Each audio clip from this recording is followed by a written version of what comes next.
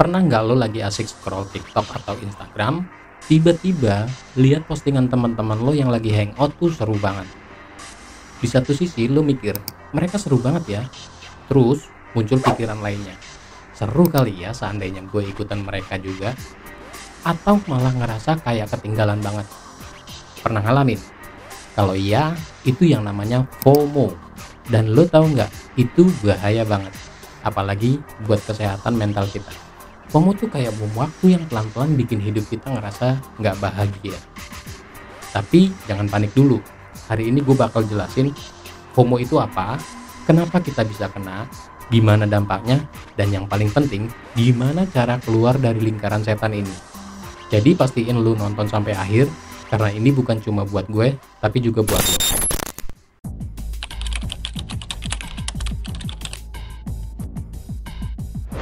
Pertama-tama, kita bahas dulu, FOMO itu apa sih? FOMO itu singkatan dari Fear of Missing Out. Atau dalam bahasa kita, rasa takut ketinggalan.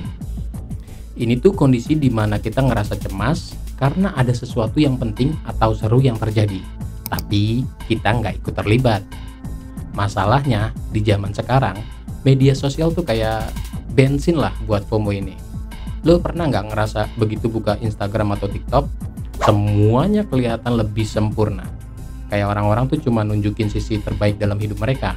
Ada yang lagi posting ke Bali, beli mobil baru, atau dapat kerjaan yang keren.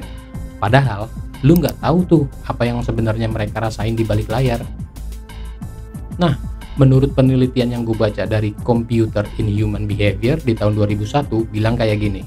Semakin banyak waktu yang kita habiskan di media sosial, ternyata semakin besar kemungkinan kita ngerasa FOMO. Kenapa? Karena kita tuh jadi kebanjiran informasi yang bikin kita terus ngebandingin diri kita sama orang lain. Dan algoritma media sosial ternyata itu nggak ngebantu sama sekali. Karena ternyata platform itu tuh sengaja dirancang untuk bikin lo betah scroll terus-terusan, ngeliatin hidup orang lain, dan bikin lo ngerasa, gua harus tahu semuanya. Oke, sekarang kita masuk ke bagian yang lebih serius.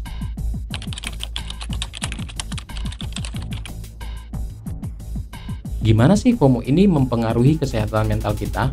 Gue kasih beberapa contoh. Yang pertama, kecemasan berlebih. Ini nih yang paling umum. Misalnya lo ngelihat teman-teman lo ngepost soal dapat beasiswa atau kerja di tempat impian lah gitu. Terus lo mikir, kenapa gue nggak bisa kayak dia? Akhirnya lo malah sibuk ngerasa kurang daripada fokus sama apa yang lo punya. Nah, penelitian lain dari University of Essex nunjukin FOMO itu salah satu penyebab utama kecemasan di kalangan anak muda. Kita lanjut yang kedua, insomnia. FOMO bikin lo terus-terusan ngecek HP sebelum tidur. Gue nggak bercanda, scrolling sampai tengah malam itu bikin otak lo nggak bisa istirahat. Penelitian dari Sleep Foundation bilang, paparan layar dan rasa cemas karena media sosial bisa ngurangin kualitas tidur lo. Lanjutin yang ketiga itu depresi. Nah, kalau FOMO itu terus dibiarin, lo bisa ngerasa hidup lo nggak ada apa-apanya dibandingkan orang lain. Ini serius, karena penelitian dari Journal of Social and Clinical Psychology tahun 2018 bilang orang yang sering ngerasa FOMO lebih rentan ngalamin depresi. What? Yang selanjutnya adalah kehilangan kepercayaan diri. Coba jujur, pernah nggak sih lo ngepost sesuatu, tapi karena like-nya cuma dikit nih, lo jadi ngerasa nggak cukup menarik? Itu dampak langsung FOMO.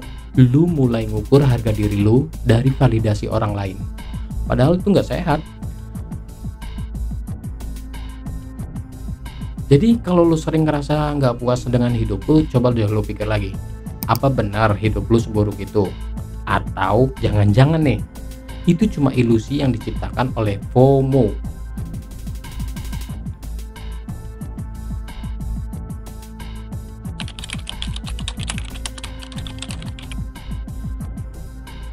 Nah, sekarang lo harus tahu nih, ternyata FOMO ini tuh ada hubungannya sama cara kerja otak kita. Jadi gini, otak manusia itu didesain untuk cari koneksi sosial. Kita tuh suka banget nih dapat validasi dari orang lain, kayak like, komen, atau notifikasi. itu tuh bikin otak kita ngeluarin dopamin, hormon yang bikin kita tuh ngerasa senang. Nah, masalahnya adalah dopamin ini efeknya sementara. Begitu dopamin ini hilang, lu jadi ngerasa kosong lagi.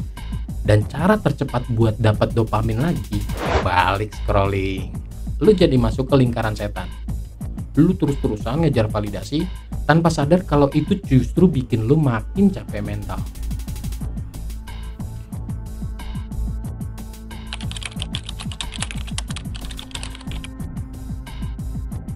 Oke, sekarang yang paling penting. Gimana caranya kita keluar dari jebakan FOMO ini? Gua kasih beberapa tips yang simple tapi ampuh. Yang pertama, kurangin waktu di media sosial. Set timer di HP lu, misalkan 1-2 jam sehari buat scrolling. Sisanya, ya lu bisa fokus sama dunia nyata. Nantinya lu bakal kaget seberapa banyak waktu luang yang ternyata lo punya. Yang kedua, fokus sama hal yang bisa lu syukuri. Coba deh tiap malam tulis 3 hal yang bisa lu syukuri hari itu. Ini bikin lu sadar kalau hidup lu ternyata nggak seburuk yang lo pikirin. Yang ketiga, digital detox. Pernah nggak lo coba sehari tanpa medsos?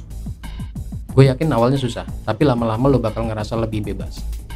Gue pernah coba, dan hasilnya itu bikin gue jauh lebih tenang. Yang keempat, bangun hubungan nyata. Kadang kita sibuk banget nih di dunia maya sampai lupa kalau di dunia nyata itu jauh lebih penting. Coba lu luangin waktu buat ngobrol sama keluarga atau temen tanpa gangguan HP. Trust me, ini worth it banget.